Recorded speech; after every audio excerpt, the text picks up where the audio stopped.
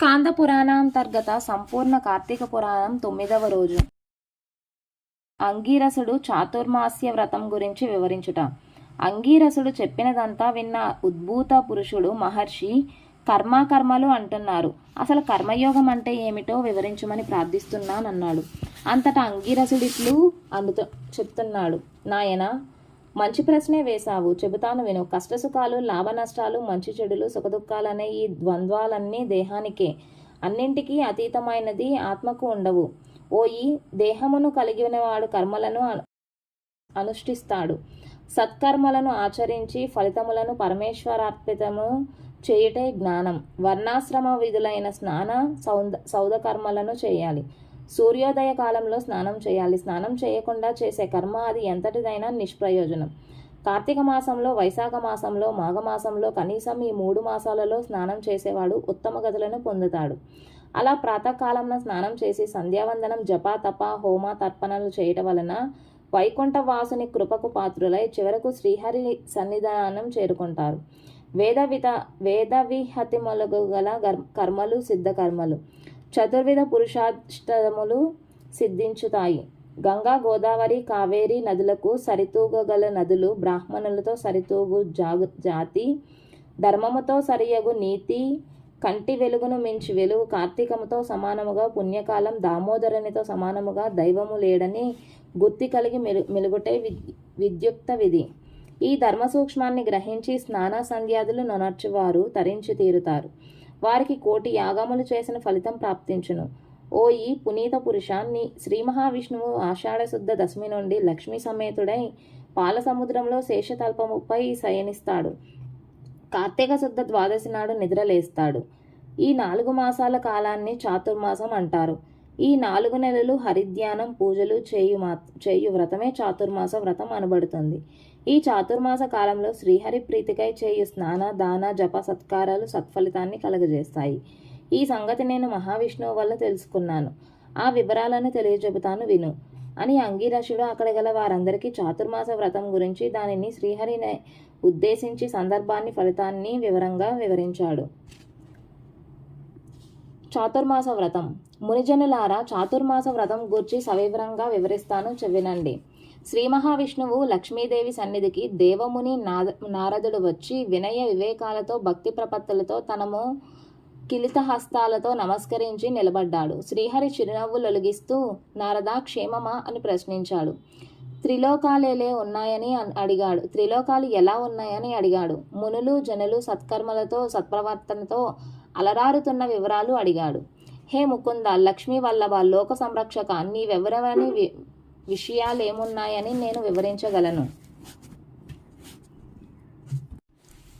అయినా నీవు చెప్పమంటున్నావు గనక విన్నవిస్తాను. లోకమున నరులు ఎవరి తీరిన వారు మసులుకుంటున్నారు. విద్యుక్త విధుల పట్ల శ్రద్ధ చూపకున్నారు. పుణ్యవ్రతాలు చేయువారు సైతం వాటిని నిర్విఘ్నంగా పూర్తి చేయడం లేదు. పరనింద, అహంకారం పెరిగిపోయాయి.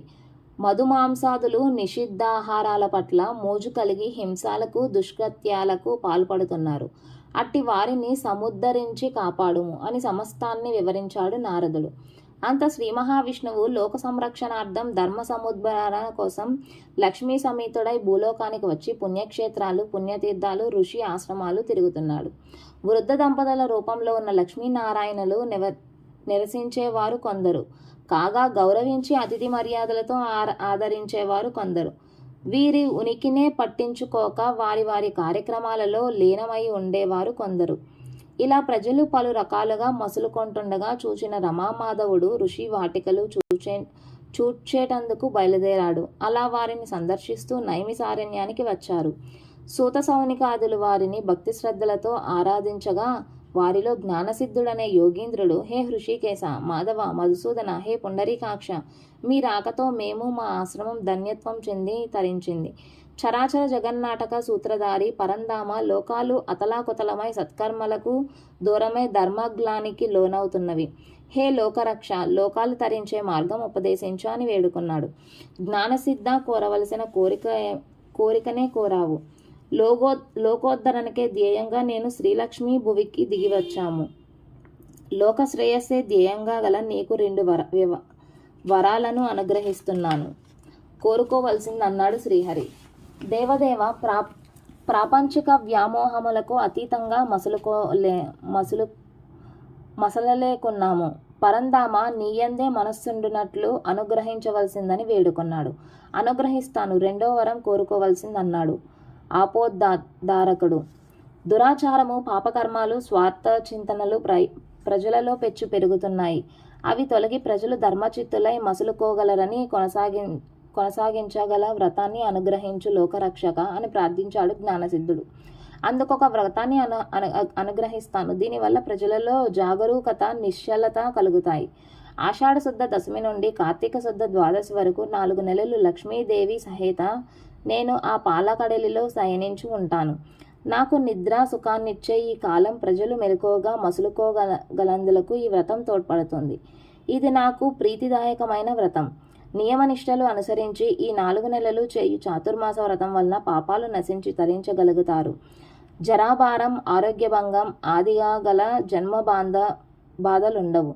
పుణ్యప్రదమైన ఈ వ్రత దీక్షితులు ఆషాఢ శుద్ధ దశమి నుండి శాకము, ఆ తదుపరి నెలకు శ్రావణ శుద్ధ దశమి నుండి పెరుగు, అటుపై భాద్రపద మాసం మొదలు పాలు, ఆపై నెలకు అనగా ఆశ్వయుజ శుద్ధ దశమి మొదలు పప్పు దినుసులు విడిచిపెట్టాలి.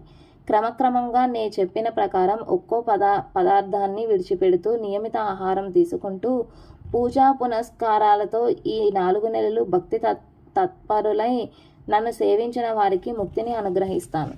నాకు నిద్ర, మెలకువ, నిషుప్తి అవస్థాత్రయములు లేవు. వీటికి అతీతుణ్ణి. భక్తుల నిద్రా పరిశీలనే నా నిద్రావస్థ కనుక జ్ఞానసిద్ధ, నేను ఈ 4 నెలలు నిద్ర నెపంతో శయనించిన భక్తి గల వారిని పరిశీలిస్తూనే ఉంటాను.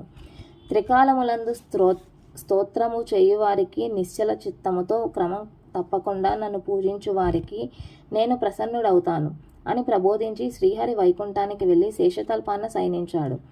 పాపులు, దుర్మార్గులు ఈ వ్రతం వలన సద్వర్తనులవుతారు.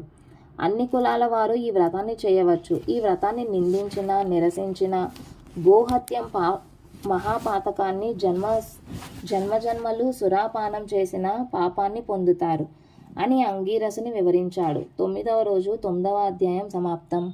ఓం కార్తీక దామోదరాయ నమః.